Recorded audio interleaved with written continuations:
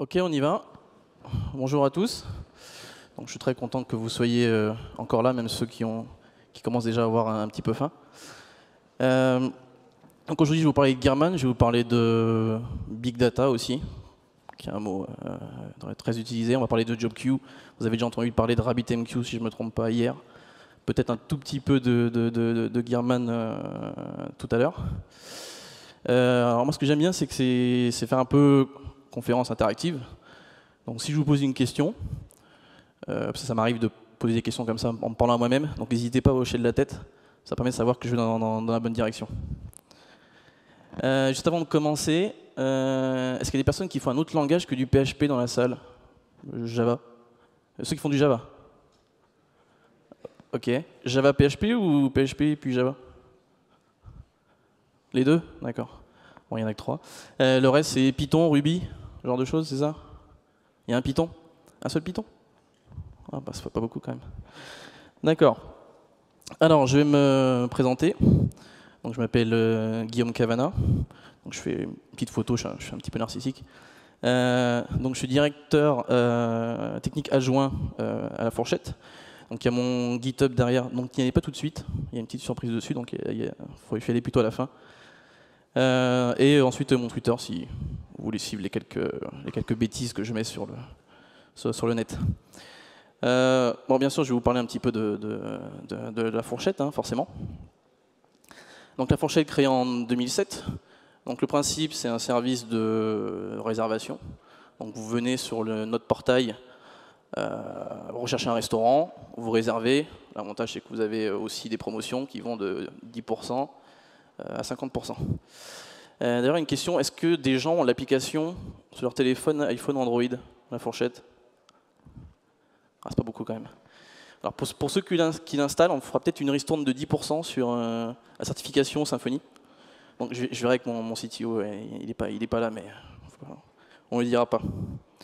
On a aussi donc un logiciel B2B, donc un logiciel SaaS, donc qui a un cahier de réservation électronique qui est utilisé tout simplement par les restaurateurs pour prendre leurs réservations, gérer leur stock, puisqu'on a une notion de lead management à l'intérieur. Donc, passons tout de suite au sujet qui vous intéresse, donc le big data. Donc, on entend souvent parler de big data. Bah, c'est quoi le big data derrière, à quoi ça correspond? Donc, on ne sait pas trop à quoi s'attacher. La définition de Wikipédia. Le big data, littéralement des grosses données, parfois des données massives, et c'est une expression anglophone. Ils sont forts, ces Américains. Utilisé pour désigner des ensembles de données qui deviennent tellement volumineux qui en deviennent difficiles à travailler avec des outils classiques.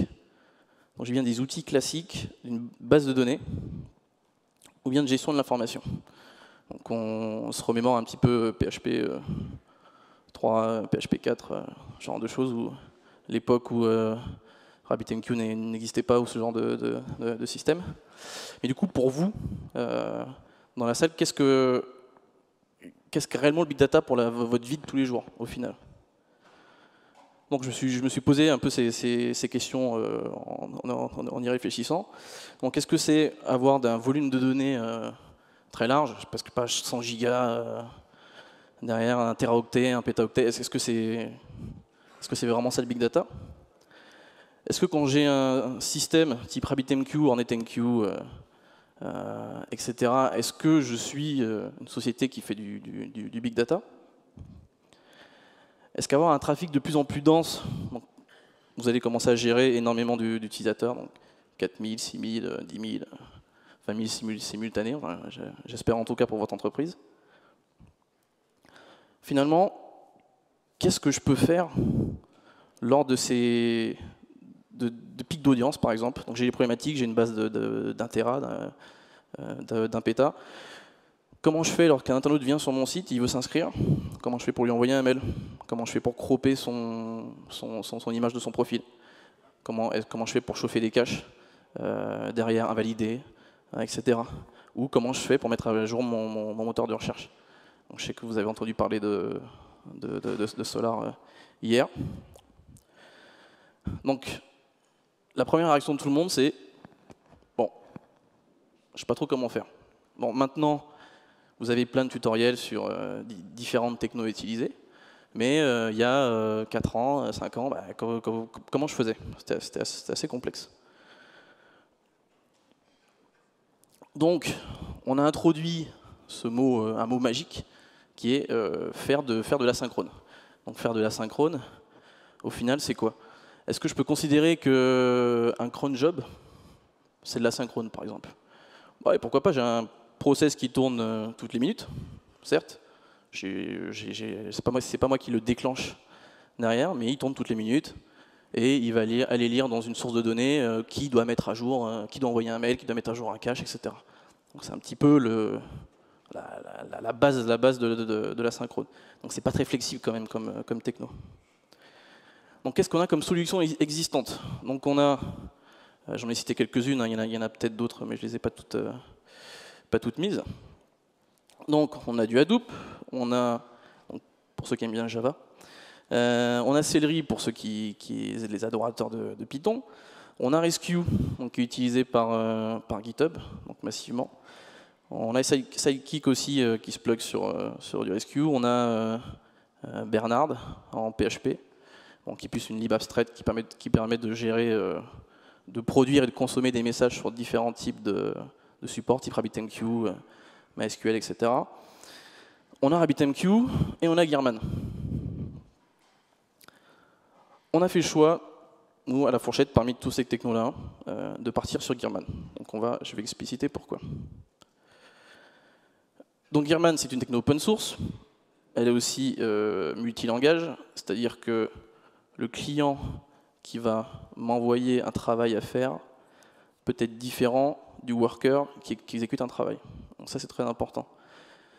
Le design applicatif qui est très flexible, donc on verra après pourquoi, et notamment tout ce qui est persistance.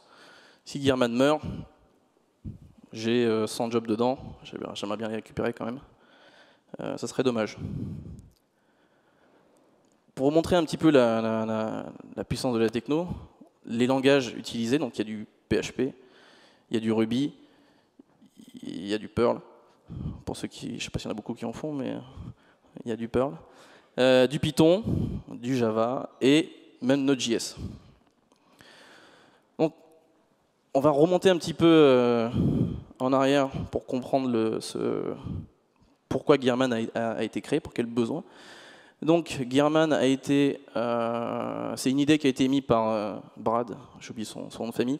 Le blog est toujours accessible, donc vous pouvez aller visiter. Donc en 2005. Au Live Journal, il devait traiter plusieurs travaux en même temps, parallèlement, etc. Et il ne sait pas comment, en 2005, il ne savait pas comment faire. Donc il s'est dit, bon allez, bah, je vais lancer une idée là-dessus et on va créer quelque chose. Donc ça a été implémenté en Perl à l'époque. Donc c'est créé avec l'agence d'Anga Interactive. Donc c'est quand même les mecs qui ont fait Memcache et MojiLFS. Donc on connaît le succès de Memcache. En 2008, Brian Hacker fait bon, le Perl, ok, c'est bien, c'est sympa. Je recode tout ça en C, c'est beaucoup plus rapide. Et la même année, une extension PHP a été créée par James Lutke. Donc, génial, j'ai une techno qui me permet de créer des différents travaux, en synchrone, en asynchrone, etc. Mais c'est intéressant de savoir qui utilise réellement ces technos-là à partir de l'année de la création. Donc on a Craigslist, on a Yahoo, on a aussi Tumblr, Yelp et Digg. Donc de mémoire, il y en a encore chez Yahoo, même si beaucoup commencent à dévier vers d'autres technos type Hadoop. Il y en a toujours aussi c'est Digg, même si Digg a un petit peu dévié au niveau de son business. Et il me semble qu'il n'y en a plus beaucoup chez Tumblr. Donc c'est quand même une techno intéressante. C'est quand même une techno utilisée par des grands groupes, on peut le dire. Donc maintenant, son utilisation, les bases, les concepts même qu'il y a dans Gearman. Donc Gearman se base sur le protocole TCP, vous avez un port 4730 par défaut, et vous avez 3 notions importantes. Donc vous avez le client, qui va vous permettre de démarrer donc un job, donc un travail, et il va l'envoyer au job server. Vous avez un worker qui, lui, va se connecter au job server et dire ben, moi je peux prendre tel et tel type de travaux et je peux les faire pour toi si tu veux. Le job server, lui, donc qui est Gearman, donc coordonne justement l'assignation de ces jobs entre l'ensemble, entre les clients et les workers. Donc c'est lui qui va en fait distribuer le travail automatiquement en fonction des nombres de workers qui sont connectés à lui. La stack, donc assez simple. Alors attention, on va utiliser notre petit laser Keynote. Ça marche? Oh, c'est génial. Génial Apple. Votre application est ici. Ici, vous avez une API pour le Gearman pour le client. Ici, vous avez Gearman D, qui est le job server. Et ici, vous avez donc les workers API. Donc, vous remarquez que les clients sont codés en C, Perl, Ruby, Python, etc. De même pour les workers. Donc, tout ça est interrogeable depuis votre application. Ça, c'est très important. Donc, votre application donc, peut posséder le client, ou juste le worker, ou bien les deux.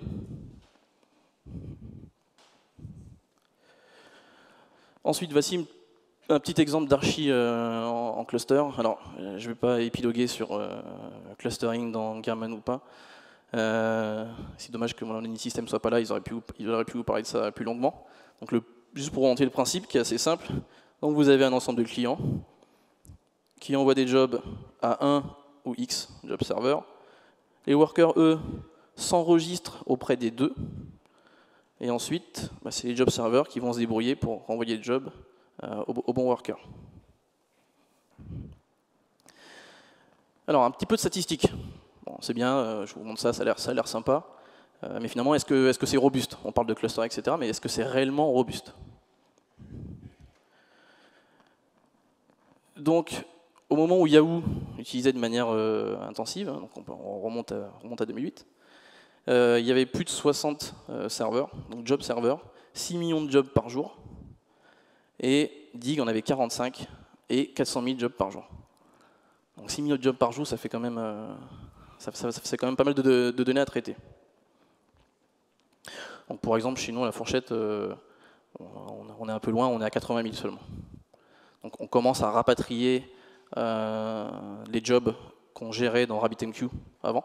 On commence à les rapatrier sur Gearman. Donc au fur et à mesure, on va commencer à gonfler en termes en nombre de jobs jour. Ok, un client envoie un travail au job server, un worker le récupère et travaille. Et quels sont les réels cas d'utilisation de cette techno? Il y a des possibilités de MapReduce. Donc je sais que ça existe dans Mongo en built-in, ça existe aussi dans les technos type Hadoop, mais c'est possible de le faire avec Gearman. Chauffer des caches, analyser des journaux, les agréger, des tâches assez simples comme redimensionner des images ou envoyer des courriels. Donc, quelque chose d'assez classique. Après, la limite n'est que votre imagination. Donc, passons maintenant à l'installation de cette techno. Donc là, je vous ai mis un exemple avec Brew. Ça tient sur 2 lignes parce que sur Ubuntu Debian, ça tient sur un bon petit pavé. Parce qu'il faut compiler en fait le serveur. Donc il y a un petit gist en bas. Donc vous aurez le lien de la presse après, donc vous pourrez aller regarder dessus et l'installer sur votre machine si vous le souhaitez. Donc très important, installer Gearman et l'extension PHP correspond à la version que vous avez sur votre machine. Attention, sur macOS, Gearman est en version c'est 1.1.9, donc on est déjà à la 1.1.12. Donc il faut faire attention à ça. Donc on va rentrer dans le vif du sujet et discuter un peu plus de la manière dont on peut implémenter ça donc, en PHP. Donc voici la partie API client. Je reprends mon petit laser. Donc je vais créer un Gearman client. Je vais ajouter des serveurs. Donc cet add server, il prend le localhost et le port dont on a parlé tout à l'heure, le 4730 par défaut. Je vais donc envoyer un job, pardon, et mon job est assez simple, c'est reverse, virgule, hello. Donc je lui demande de faire une action de reverse et je lui passe ici une string qui est hello. Et donc là, je veux derrière récupérer mon résultat. Donc ce que va faire le client, donc il envoie ça au serveur, le serveur de stock. Et ensuite, une fois que le worker a fait le travail, il récupère le résultat et il l'affiche tout simplement. Donc, comment fonctionne le worker? Même principe que pour le client. Vous avez un Gearman worker, vous ajoutez les serveurs, c'est là que ça devient intéressant. Vous ajoutez une fonction derrière. Donc le premier paramètre, c'est le nom du job que vous avez vu juste avant, donc qui est reverse. Et la fonction en deuxième paramètre. Derrière, je vais donc démarrer le worker, donc tant qu'il n'a pas terminé.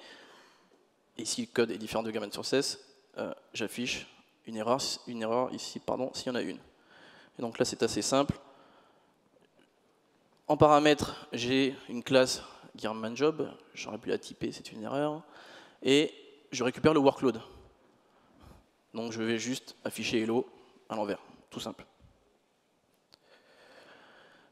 Très important dans les jobs, il y a une notion de priorité. Donc c'est important de dire que ce job-là est plus prioritaire qu'un autre, et ainsi de suite.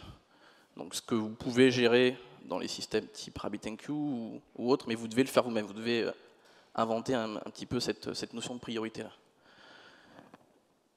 Donc il existe toujours dans Gearman la notion des jobs synchrones et asynchrones.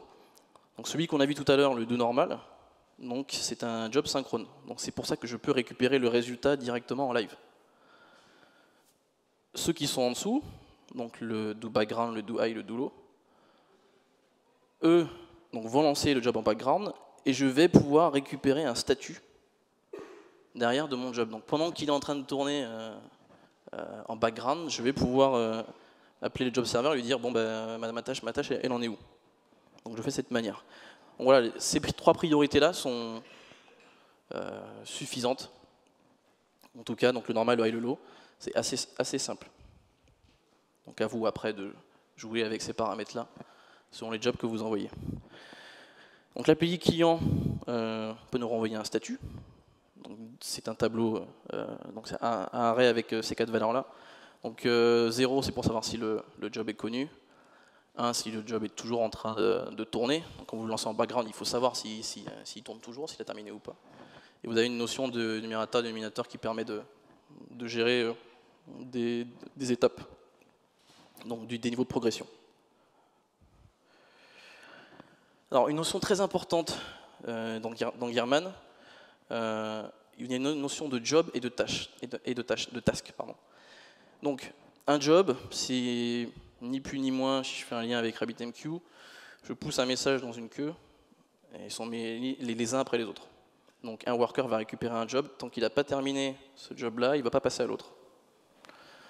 Or, ça vous arrive de vouloir lancer plusieurs tâches en même temps. Typiquement, une personne s'enregistre sur mon site, je veux envoyer un email, il faut que je mette à jour mon système de recommandation, et ensuite derrière, une autre action, il faut que j'invalide un cache pour le réchauffer après. Donc l'avantage des tâches, c'est qu'elles sont effectivement parallélisables. Et ça, c'est un gros avantage. L'autre avantage, c'est que vous avez un ensemble de callbacks sur ces tâches, alors seulement sur les tâches, très important, parce que lorsque vous lancez plusieurs tâches et que vous avez plusieurs workers, il est possible qu'une tâche finisse avant les autres. Ça dépend de ce que fait votre worker derrière. Donc vous pouvez, avec ces callbacks, savoir si elle est terminée, s'il y a eu un fail, si un worker a renvoyé une exception. Donc, je dis bien renvoyer une exception, donc on va voir qu'il y a une méthode après qui permet d'envoyer une exception métier. S'il y a une fatale, votre worker il est mort, donc le job n'est pas exécuté, donc c'est pas magique. Le task callback, ça on voit à peu près. Donc c'est assez simple, hein. On attache ça au client. Donc ici, l'ensemble des callbacks avec les méthodes correspondantes. j'ajoute une tâche en background, j'ajoute une tâche en low, en synchrone, et tout simplement, je peux récupérer donc un objet Gearman Task. Donc, created, le job bundle, c'est vous avez un identifiant associé à un job au moment où le serveur reçoit en fait, à la tâche, au moment où le serveur le reçoit. Donc, il vous renvoie un identifiant derrière, qui vous permet après de requêter le job server pour savoir son statut, par exemple. Le job bundle, si la tâche est terminée, la data qui est retournée, s'il a fail, etc. Et ainsi de suite.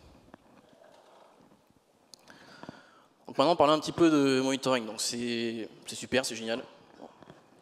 Je lance mes jobs en background. Bon, qu'est-ce qui se passe? Combien j'en ai? Est-ce qu'il y en a encore qui tournent, etc. Donc vous avez un package peer qui s'appelle NetGearman, qui date de quelques années quand même, hein, je crois 2009 ou quelque chose comme ça, mais qui marche, qui fonctionne très bien. Vous avez une interface web qui date de pas très longtemps, qui est fait en Silex Angular, qui est assez sympa. Donc là, je vous ai mis un petit exemple juste des queues. Donc là, actuellement, j'ai en QJob, j'en ai 4. Et ce que vous voyez ici, c'est effectivement le nom en fait, de mon job. Donc derrière, il y a une partie sur les workers et les serveurs statuts, parce que dans les serveurs statuts, on peut avoir 5, 6, 7 job servers dedans. Et pareil, les workers, vous pouvez voir les workers qui sont enregistrés et qu'est-ce que les workers gèrent. Donc pareil, sur les workers, vous avez un affichage comme ça. Et eux doivent avoir effectivement derrière cette notion de Explore Employees. Ils doivent savoir qui peut faire ça. Bon, on est au Symfony Live, donc du coup, c'est bien, on a vu du PHP un petit peu basique, du raw PHP, j'ai envie de dire. Mais qu'est-ce que la communauté Symfony peut faire pour nous? On va demander à Mitch. Donc Mitch nous dit qu'il y a un bundle pour ça.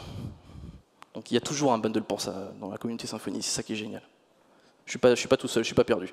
Mais Mitch non plus. Donc on a un bundle qui s'appelle Gearman Bundle, tout simplement. Donc il y en avait un autre qui a été fait par société Outlook. Je crois qu'ils ont fait une présentation hier sur Solar. Je vois Adrien Broquet là. Donc celui-là est un peu plus fourni derrière. Donc il y a pas mal de contributeurs en même temps derrière. Donc il est un peu plus poussé. Donc je vais vous montrer un petit peu comment ça s'utilise.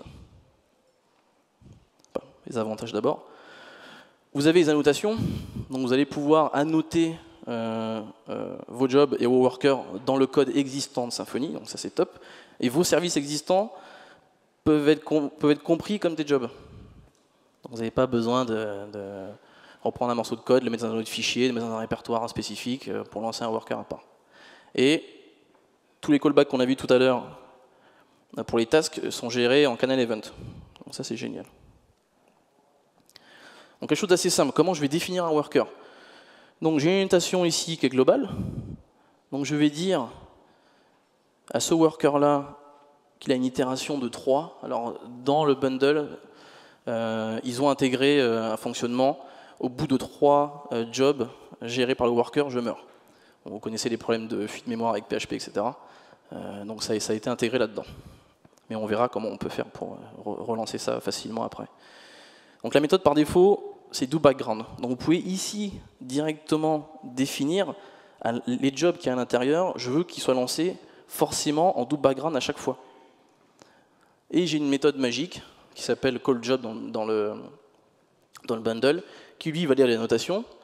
Ok, donc toi tu veux que je lance des jobs tout le temps en do background, donc je vais lancer en background tout simplement. Et on peut surcharger à l'intérieur de la classe, donc avec mes workers, à l'intérieur, voici mon job, fonction, donc teste-toi. À l'intérieur, je vais pouvoir surcharger en fait cette partie-là. Donc ça c'est top. Avec une petite description, etc. Et je peux même changer le nombre d'itérations juste sur ce job-là. Les services, c'est assez simple aussi. Une annotation, service, le nom de mon service, ma fonction, ce qu'elle fait. Simple. Ce qui est génial dans ce bundle, c'est qui donne des tools qui vous permettent de savoir quels sont les workers qui sont en cours, combien un worker gère de jobs.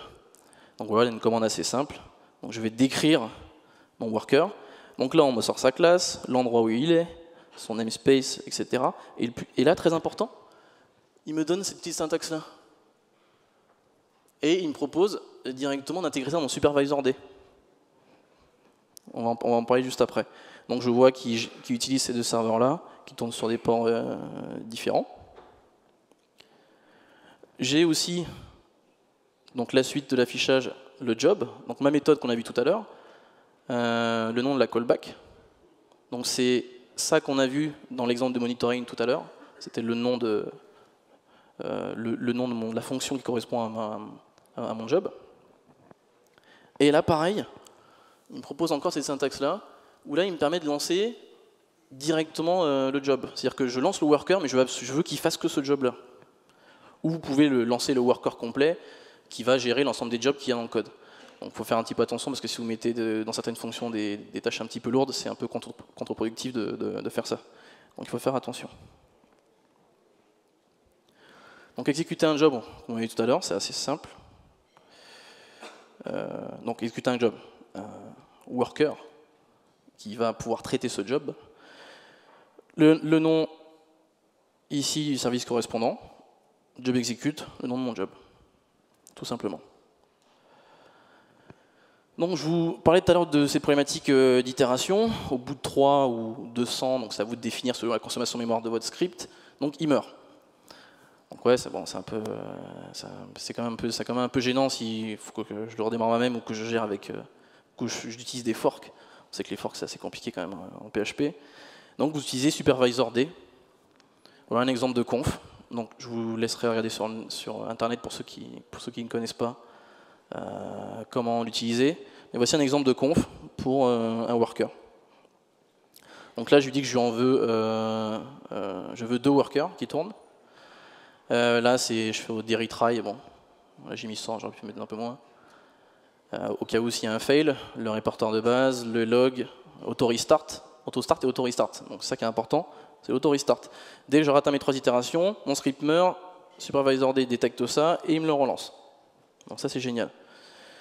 Mon user et la commande, donc c'est effectivement, donc là j'ai tronqué, hein.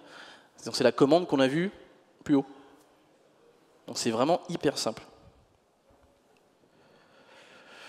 Donc je vais vous faire une petite démo, j'ai quelques minutes avant les questions. Donc on va voir si je n'ai pas le problème de l'effet démo.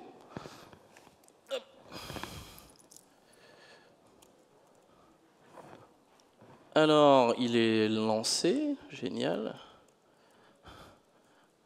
Donc le code est sur GitHub, hein, donc vous pourrez aller vous faire mumuse avec tout à l'heure si vous voulez, c'est génial.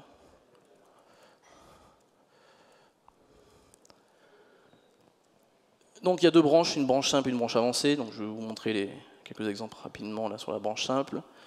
Donc je vais lancer un worker. Donc le worker, c'est la fonction reverse hein, qui est dedans. Donc je peux vous la montrer ici, hein, tout simplement. Voilà, game client, type server, send job, do normal, reverse, hello. Donc il attend pour un job, je lui envoie. Hop, il m'a traité ma tâche en asynchrone. Ça c'est une job, send job, success. Voilà, donc mon mot a été traité. Donc voilà, c'est assez simple quand même. J'ai sur la partie task, donc j'ai rajouté la petite callback donc pour savoir si ma tâche est terminée. Donc je lance 2 tâches, donc reverse sur hello world et reverse sur le mot qui était déjà reverse avant. Et je vais runner ces 2 tâches de manière parallèle.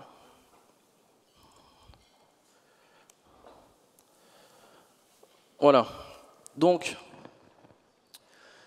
si vous remarquez, il a fait en premier la dernière tâche qui était insérée. Donc effectivement, comme vous mettez un message dans RabbitMQ, je mets le premier, c'est le dernier qui rentre, qui va être traité.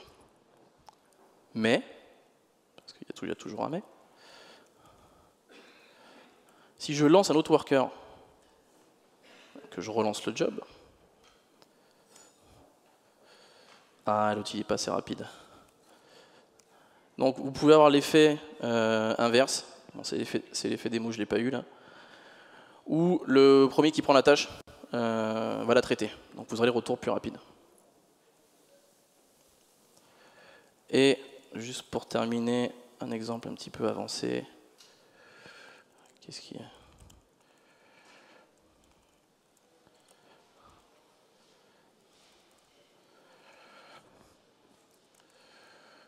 C'est moi qui sais pas écrire. Ok, qu'est-ce que j'ai là-dedans? Je vais juste vous montrer la partie API, hein, qui est assez intéressante. Donc je disais tout à l'heure, pour les adorateurs de Ruby ou de Python, donc j'ai un worker ici qui est en Ruby, donc je vais le lancer. Hop, ah, j'ai pas mis de petit message, mais il tourne. Je lui envoie un job. Oh, c'est génial. Donc là j'ai reçu en fait, ce que j'affiche ici c'est le job handle, donc c'est l'identifiant unique du job parce qu'il s'est lancé au background. Et du côté du worker, ben, j'ai juste affiché un reverse derrière. Donc c'est assez simple si je vous montre le code ici. Donc vous avez un gem Gearman, vous définissez l'ensemble des serveurs. Vous ajoutez ici la fonction, donc addability. Donc vous récupérez une data qui est donc un JSON hein, que j'ai envoyé, qui est un JSON qui est reçu, c'est ça. Et j'affiche tout simplement, je fais un reverse de la data derrière. Et voilà, je continue tant que j'ai pas de job, je continue de tourner derrière. Donc voilà, c'est des exemples assez simples. Il y en a quelques-uns derrière, comme pour gérer les exceptions, les callbacks, les long jobs, etc. Donc je vous laisserai tester ça.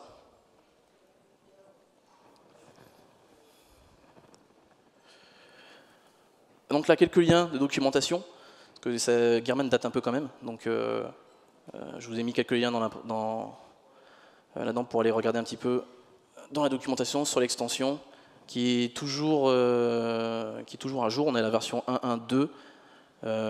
C'est Guilherme Blanco, que vous devez connaître, qui était dans la team Doctrine, qui a fait un dernier fixe le 2013, mars 2013, donc ça va, ça reste quand même assez récent. Et le lien vers la présentation, bien sûr. Voilà, est-ce que vous avez des questions? Merci.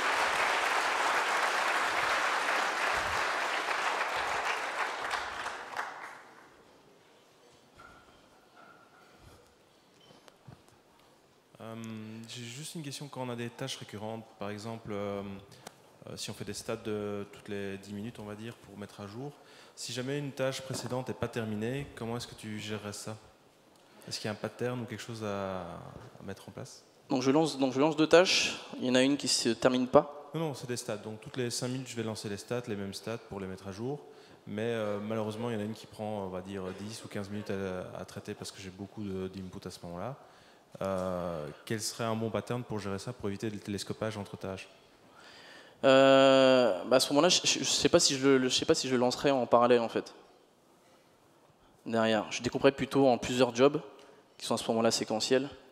Ce sera plus simple que de gérer en task. C'est là où il faut faire attention, c'est assez dangereux justement cette notion de task versus job, parce que si vous découpez pas un peu mal, mais un petit peu maladroitement cette partie-là, vous pouvez retrouver avec ce type de problème-là. Après derrière, on peut gérer. On a un système pour quand une tâche est en background, donc on récupère son handle et il y a quelque chose qui va pouler sans arrêt pour vérifier son état en fait. Donc un petit truc en Node.js qui va pouler ça à chaque fois quand c'est des tâches un petit peu qu'on a besoin de faire forcément du parallèle, quoi. Comment vous faites pour monitorer l'ensemble de vos tâches? Si vous avez 80 000 tâches qui tournent chaque jour, parce qu'en fait, tu n'as pas tellement parlé de ça en fait. Ouais, alors sur les... C'est dommage que l'admin système ne soit pas là, mais je vais essayer de répondre quand même. Sur les 80 000 tâches qu'on a actuellement, c'est des jobs. Donc actuellement, c'est beaucoup d'envoi de mails et de resize d'images. Donc c'est quand même très séquentiel derrière.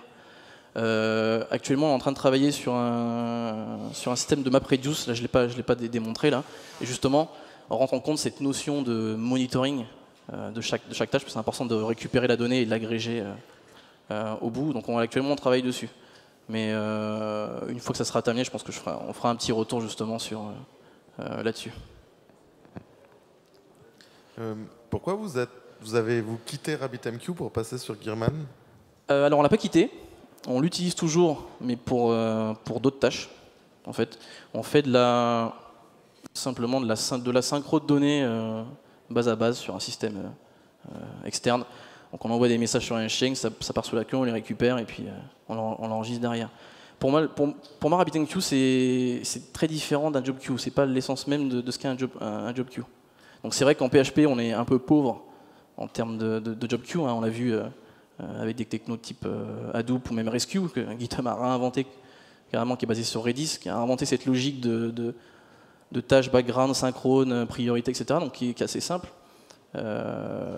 Pour moi, RabbitMQ, le protocole AMQP n'est pas fait pour ça. C'est un peu tordre son utilisation finalement pour faire des jobs. Parce que créer un exchange, créer des routes, des routing keys pour encoder une image ou encoder une vidéo, je trouve ça un peu dommage. Je trouve ça un peu lourd surtout. Alors que je peux le faire, comme vous l'avez vu, très simplement avec ce type de techno-là.